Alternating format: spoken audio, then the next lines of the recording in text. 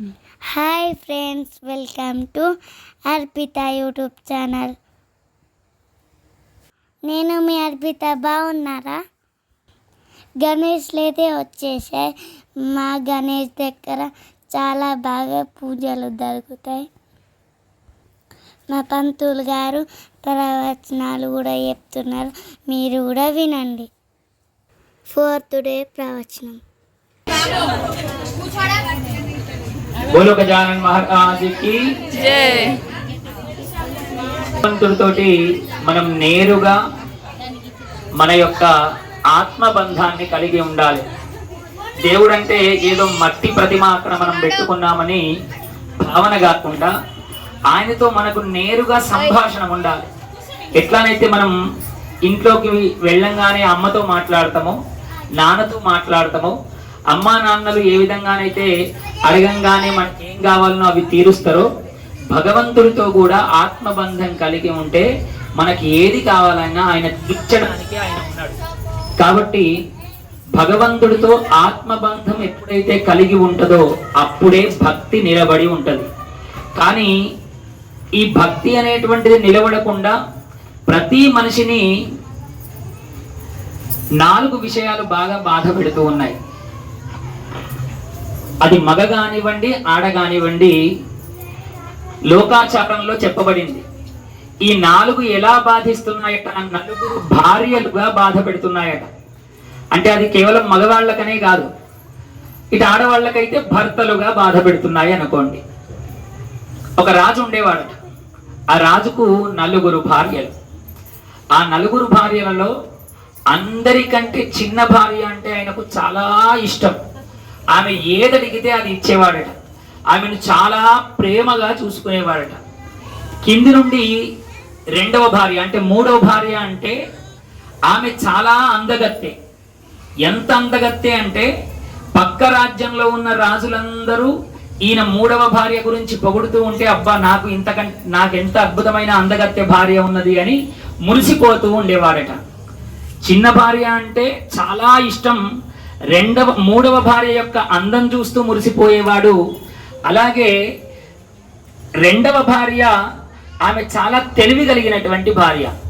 ఆమెకి ఎప్పుడు ఏం కోరికలు తీర్చుకోవాలన్నా రాజు దగ్గరికి వచ్చి మంకు పట్టుబట్టి బాగా గార్వం చేసుకుని రాజుతోటి ఏమేం కావాలనో అవన్నీ రాజు దగ్గర నుంచి తీసుకునేదట. ఆమె 2వ భార్య. అందరికంటే మొదటి భార్య ధర్మపత్ని. ఆమె పాపం రాజును ఎప్పుడు ఏ కోరిక అడిగేది కాదు. రాజు కూడా ఆమెను చిన్న చూపు చూస్తూ ఉండేవాడట. ఇట్లా కాలం గడుస్తూ గడుస్తూ గడుస్తూ ఉంటే అనుకోకుండా రాజు ఒక మహావ్యాధి, ఒక పెద్ద రోగం వచ్చి ఇంకో 2 రోజులైతే చనిపోతాడని ఆయనకి తెలిసిపోయింది.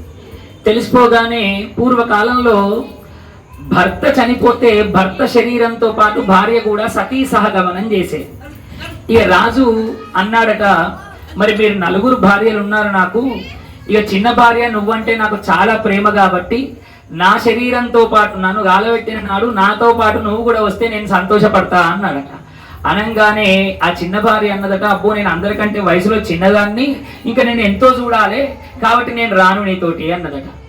రాజు గుండె పలిగినంత పని అయిపోయింది. అయ్యో నేను ఇంత ప్రేమించిన ఇంత చిన్న భార్య, ఆ చిన్న భార్య నెత్తి మీద ఎక్కించుకుంటే నాకు రోగం వచ్చి నేను పోతూ ఉన్నా అంటే నాతో పాటు సహగమనానికి రానన్నది అని బాధపడుతూ ఉంటే 3వ భార్యను అడిగినట, మరి నువ్వన్నరా అని అంటే, అబ్బో నేను రాను, నువ్వు పోయిన తర్వాత నేను ఇంకొక పెళ్లి చేసుకొని నేను వెళ్ళిపోతా అని 3వ భార్య అన్నదట.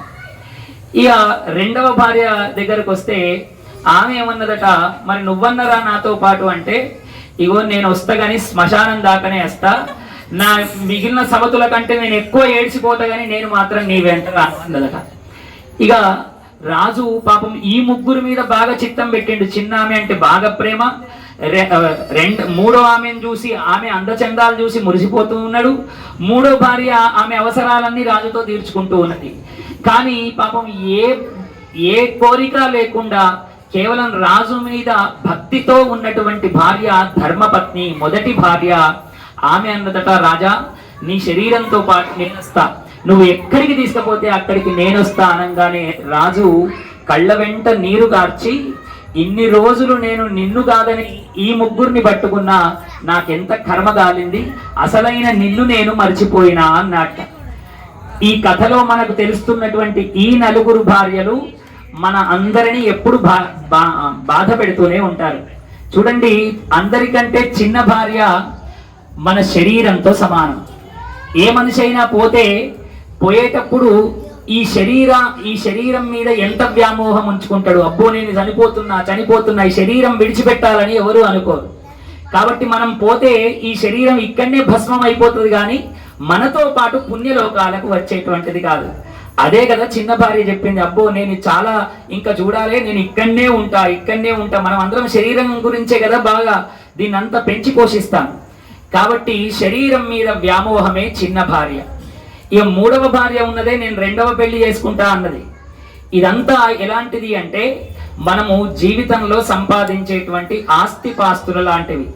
మనం పోయేటినాడు నేను ఇన్ని లక్షల కోట్ల రూపాయలు సంపాదించినా, కాబట్టి నేను సంపాదించిన సొమ్మంతా నా చితిలో వేసి కాలబెట్టుండి అంటే ఎవరైనా కాలబెడతారా? అది పరుల సొమ్ము అయిపోతుంది. ఏ కొడుకులకో ఎవరో దాన్ని అనుభవిస్తారు. ఈ మూడవ భార్య అదే అన్నది కదా, నేను ఇంకొన్ని పెళ్లి చేసుకొని వెళ్ళిపోతా అన్నది. అంటే ఈయనని కాకుండా ఇంకొన్ని అనుభవిస్తానని చెప్పింది. ఈ రెండవ భార్య ఉన్నదే నేను శ్మశానం వరకే వచ్చి అందరికంటే ఎక్కువ ఏడుస్తానన్నది. ఇది మన జీవితంలో మన చుట్టూ చేరేటువంటి బంధుమిత్రుల లాంటి వాళ్ళు. చుట్టాలు పక్కాలు ఎంతమంది ఉన్నా, ఎంతమంది సంతానం ఉన్నా వీళ్ళందరూ శ్మశానం దాకొచ్చి ఏడ్చేవాళ్లే కానీ మనతో పాటు వచ్చేవాళ్ళు కాదు. మొదటి భార్య ఉన్నదే అదే మన ఆత్మ. అంటే మనలో మనము ఎవరినో తెలుసుకోకుండా భగవంతుణ్ణి మనం అర్చిస్తూ ఉన్నాం. భగవంతుడికి మన ఆత్మను పరమాత్మతో కలపకుండా ఏదో మొక్కుబడిగా పూజలు చేస్తూ ఉన్నాం. మనం వెళ్ళిపోయిన తర్వాత కూడా మనతో పాటు వచ్చేటువంటి పాప పుణ్యములతో కూడినటువంటి ఆత్మయే మనతో పాటు ఎప్పటికీ ఉండేటువంటిది. అంటే నీతో నువ్వు మాత్రమే ఎప్పటికీ ఉంటావు తప్ప ఈ లోకంలో ఏది నీ వెంట వచ్చేది కాదు. కాబట్టి పరమాత్మతో మనం నేరుగా సంబంధం పెట్టుకోవాలి. భగవంతుణ్ణి మనం ఎప్పుడు గుండెల నిండా నింపుకోవాలి. అట్లా నింపుకున్న నాడే భగవత్ అనుగ్రహం మనందరికీ లభిస్తుంది. జై బలో గజానన్ మహారాజ్ కి, గణపతి బప్ప మంగళమూర్తి, భారతీయ గణేష్ మండల్ కి.